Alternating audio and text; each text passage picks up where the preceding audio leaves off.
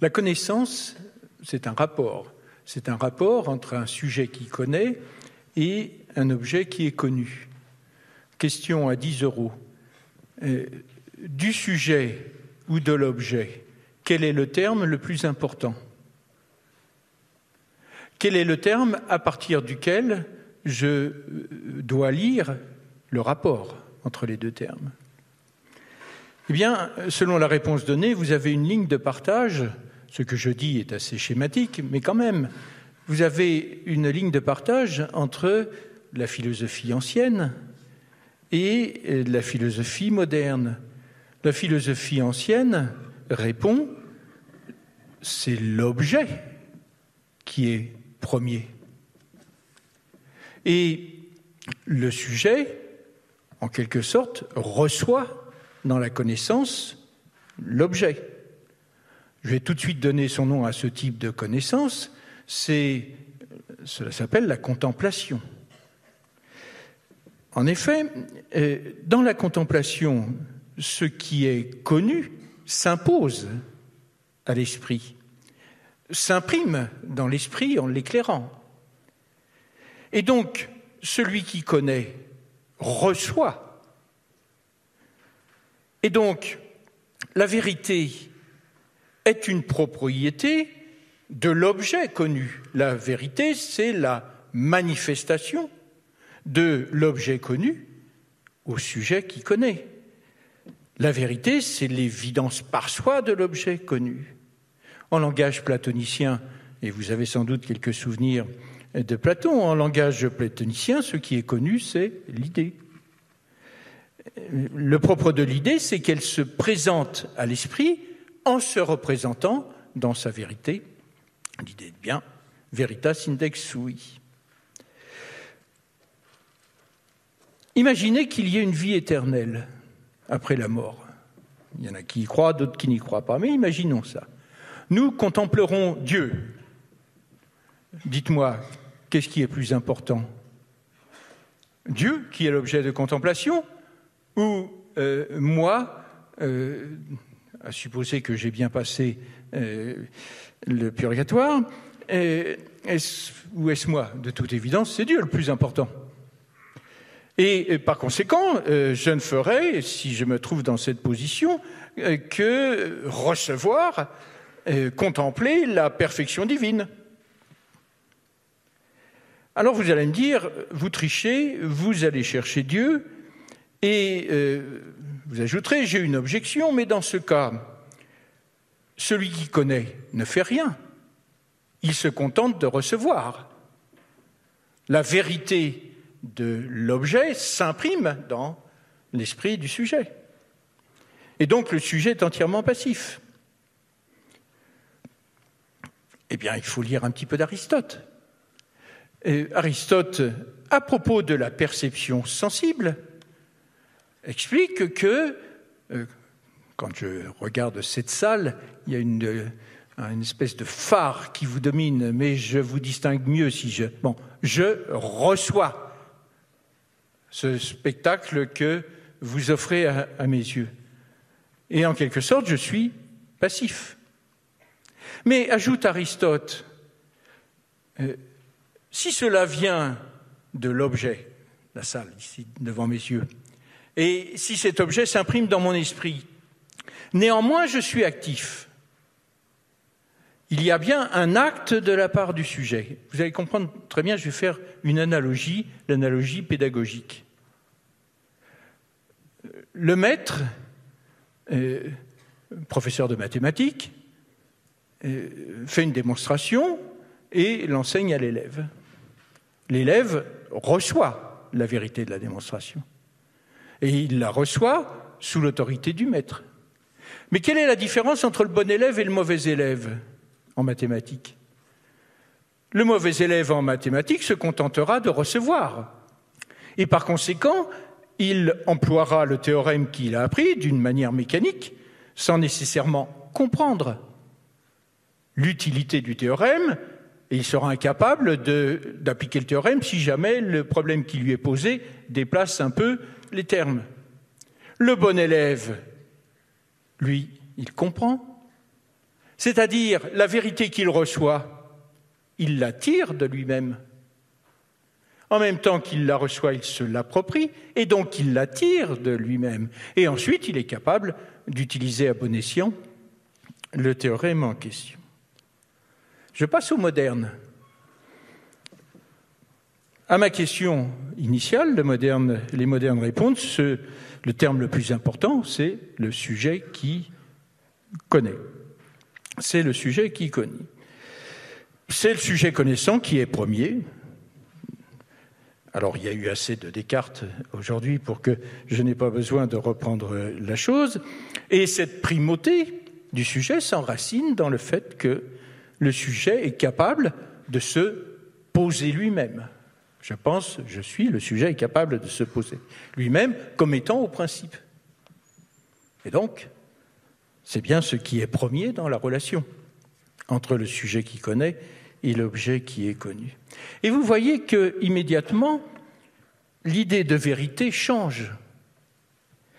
La vérité n'est plus une propriété de l'objet, ça n'est plus la manifestation de l'être de l'objet.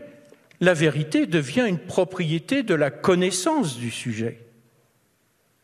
Et je commencerai à parler alors de la vérité de la proposition, ou je parlerai de la vérité de la doctrine, ou je parlerai de la vérité de la science. Et d'autre part, à partir du moment où je parle du sujet, le problème de la méthode devient majeur.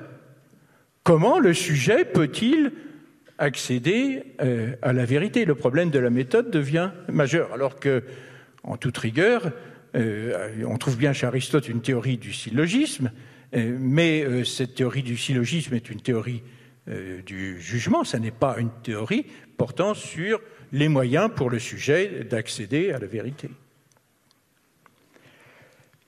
Bien, si je poursuis ce thème cartésien en ajoutant les restrictions ou les ajustements que vient de présenter Pierre.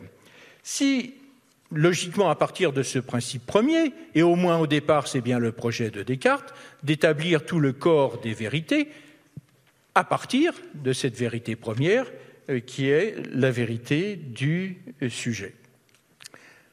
Bon, ça ne peut pas marcher. Il y a bien un moment, et tu le rappelais, où il faut parler de l'expérience, laisser sa place à l'expérience.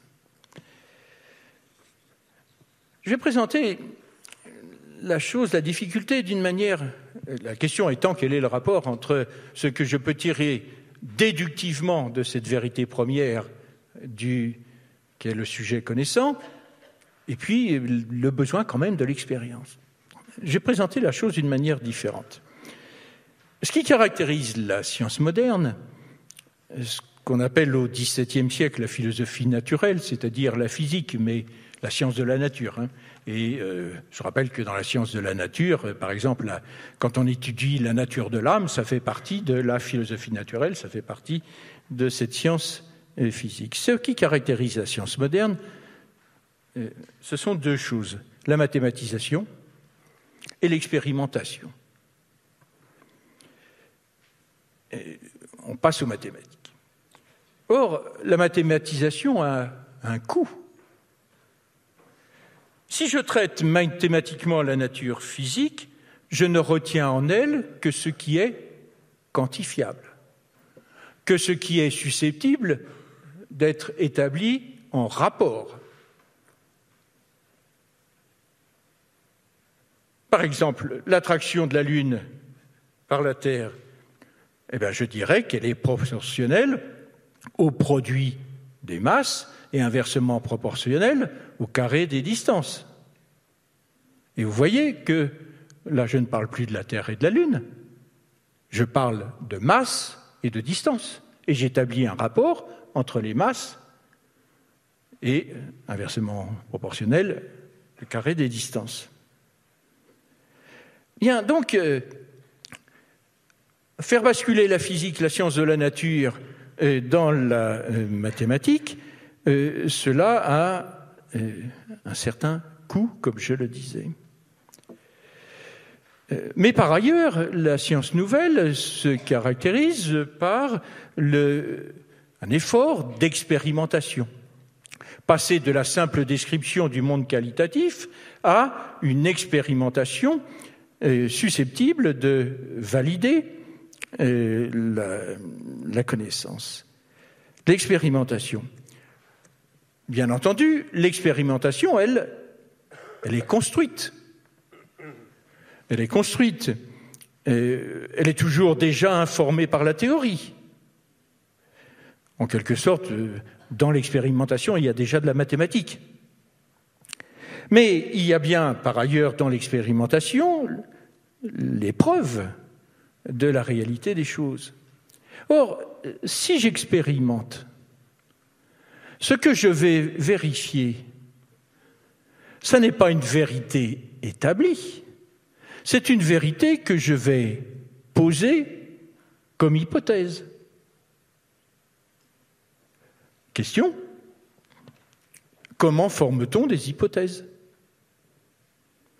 Et deuxième question, qu'est-ce qu'apporte l'expérience à la théorie, à poser sur le mode de l'hypothèse? Qu'est-ce que l'expérience apporte?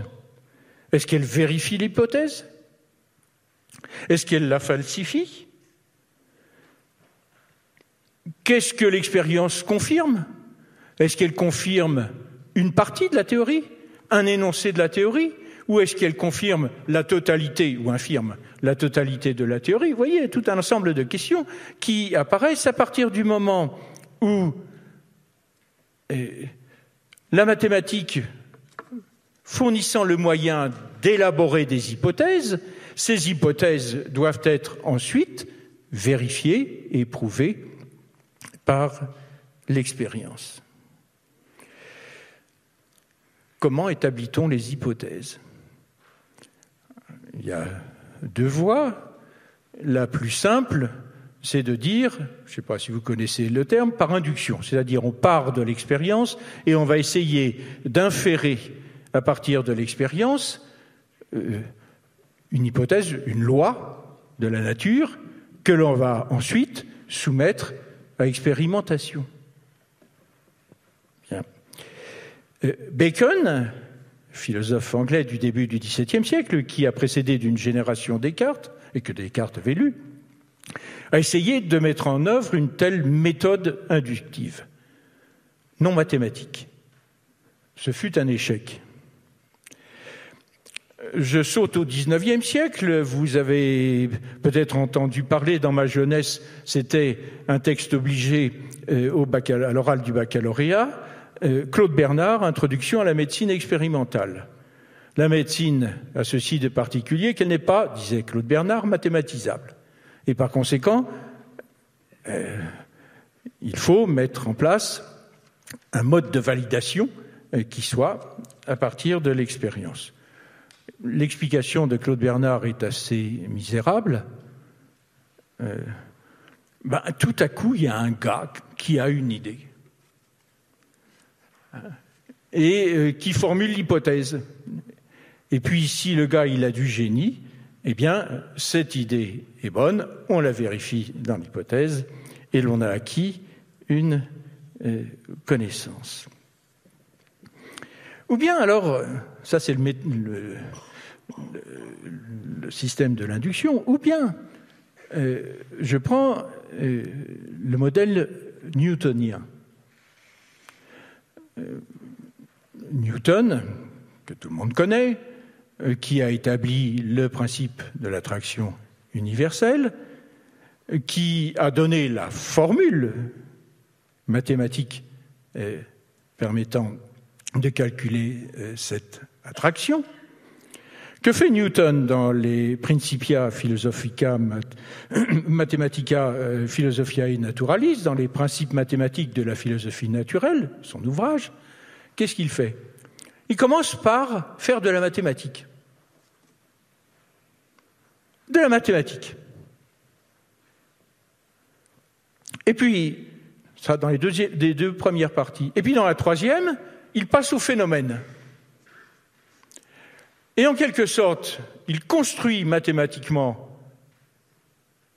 la théorie, l'hypothèse.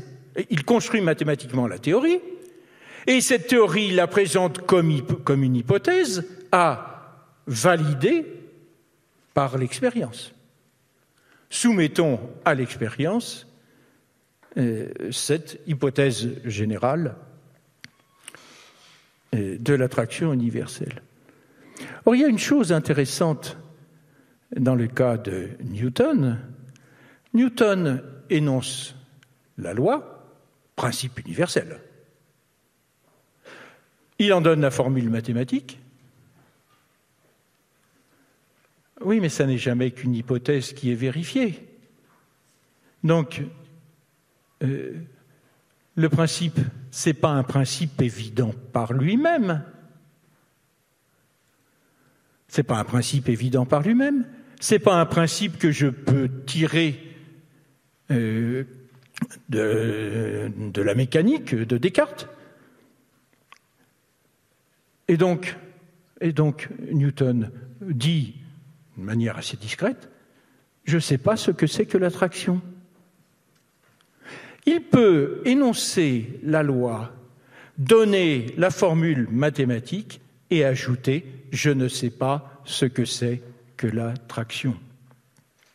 Et là, nous sommes dans une construction qui est hypothético-déductive, comme on dit savamment, où un principe est posé à partir duquel se construit toute une théorie. Et là, c'est une théorie universelle, puisque ça concerne ce qui se passe sur la Terre, ça concerne ce qui se passe entre le ciel et la Terre, et ça concerne ce qui se passe dans le ciel. La même théorie. Principe universel. Maintenant, si vous me demandez ce que c'est que l'attraction, je ne sais pas ce que c'est.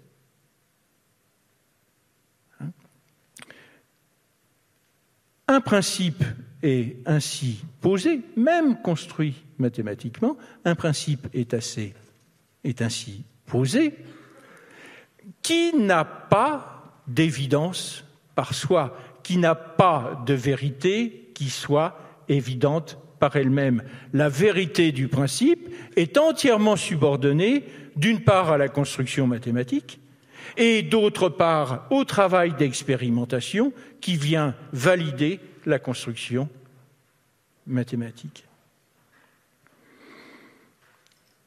Bien,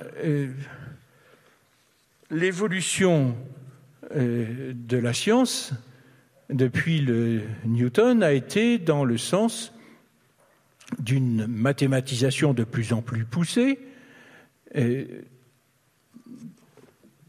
dans le sens d'une formalisation de la mathématique et dans le sens d'une axiomatisation.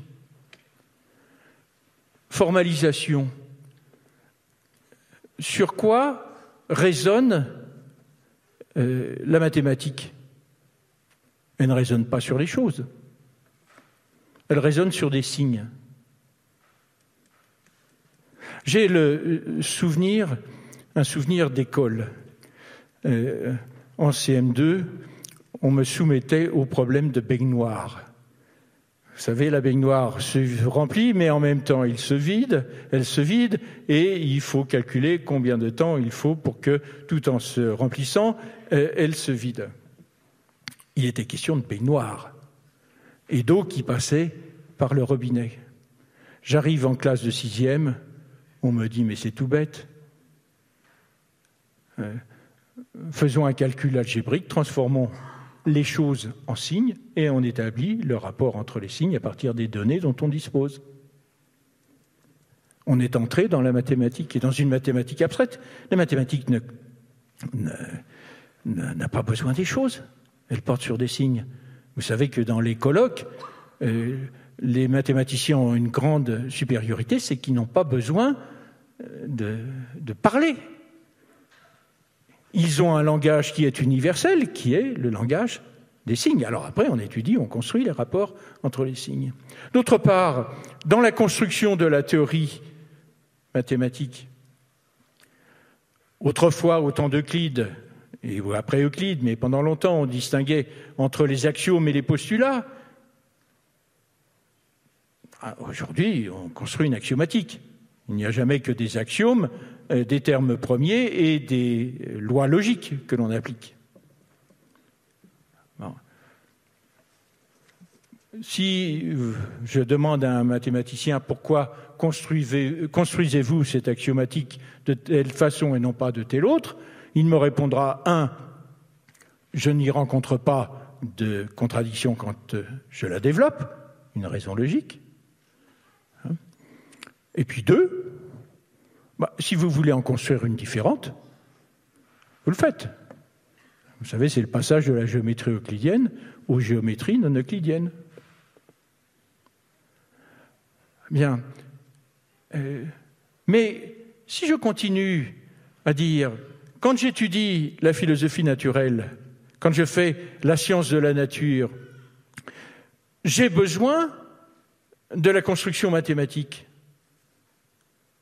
Si le mathématicien me dit « Ah, mais attention, moi, je ne fais qu'élaborer une axiomatique. »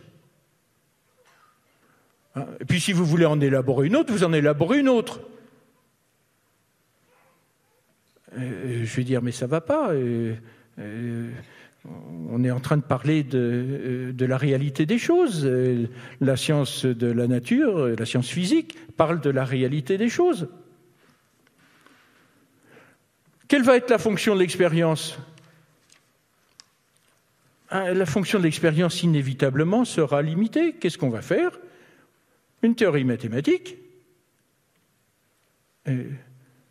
On donne à cette théorie une sémantique, c'est-à-dire, pour parler simplement, on dit ce que les signes signifient, en termes physiques.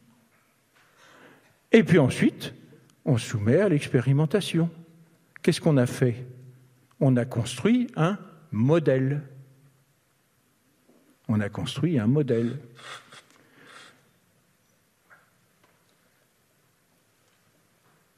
Est-ce que construire un modèle, c'est encore être à la recherche de la vérité ? Que fait l'expérimentation ?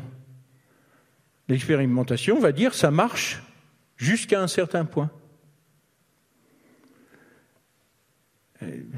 Et il est intéressant que ça ne marche pas sur d'autres points pour que l'on soit incité à construire un modèle plus compréhensif, tel que ça marche sur ce qui marche déjà et sur ce qui ne marche pas encore. Mais on ne construit jamais que des modèles. Je conclus, c'est pas comme les expériences de Denis Moreau, pas besoin d'éteindre la lumière, encore que cela mériterait peut-être que la lumière soit éteinte. Le Big Bang, c'est vrai ou c'est pas vrai ? C'est un modèle.